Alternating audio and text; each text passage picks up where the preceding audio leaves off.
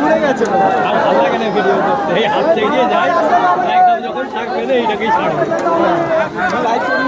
না একটু 2 minute phone এত গরম হয়ে যাচ্ছে লাইভ করতে গিয়ে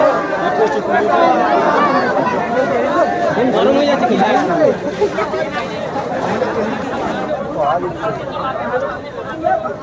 চলো চলো